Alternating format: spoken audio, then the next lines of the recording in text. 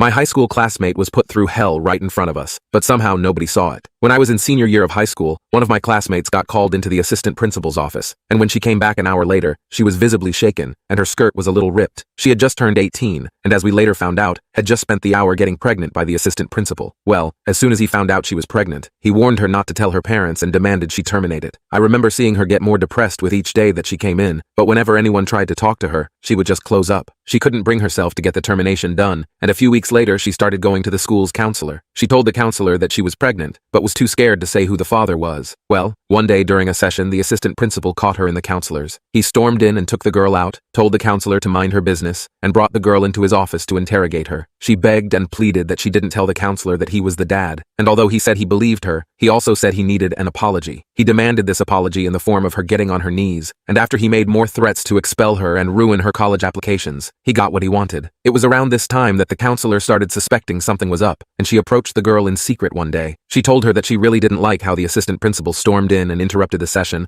and asked the girl if there was anything she wasn't telling her. Well, the girl closed up. She was so scared of the assistant principal she refused to say anything and told the counselor they should stop having sessions. Another few weeks went by, and then one day in English literature, the girl just started bleeding out. None of us knew what was happening, but she just started contorting in her seat before slumping to the floor and groaning in pain. An ambulance was called, and in the hospital the doctors found out what was wrong. Turns out she had taken termination pills. As to where she got them, it was from the assistant principal. He had called her into his office that very morning and told her that this was ending today. He gave her the termination pills that he got from an unlicensed pharmacy and told her there would be consequences if she didn't do it today. She listened to him out of fear. Well, once she was at the hospital, her parents were called and told what happened. This was their first time finding out their daughter was pregnant. They had been suspecting something was up for a long time, and when they questioned her about it, she still refused to tell the truth. She was so scared of the assistant principal that she lied and said the father was a random guy she met at a club, and said the reason she got the termination was because she was forced to by the school counselor. Her parents immediately took the school and the counselor to court, and it was only in court that the truth finally came out. The counselor immediately accused the assistant principal. She pointed to the incident where the assistant principal dragged the girl out of a session, and thus the two of them started going back and forth. It all culminated on the day of trial, when the girl was put on the stand. She was questioned by the counselor's lawyer, and it's only after she was totally grilled that she finally admitted it. Through tears, she began telling the entire story, and every new revelation only made everyone in the entire courtroom look at the assistant principal with more and more disgust. He actually tried walking out of the courtroom midway through the girl's story, but the judge warned him not to. The girl even had her own badass moment too. After he sat back down, she looked him in the eyes and told him that if he was coward enough to do what he did to her, then he'll be coward enough to watch as everyone sees the monster that he is. He ended up getting 12 years, and the girl and her family got $2 million.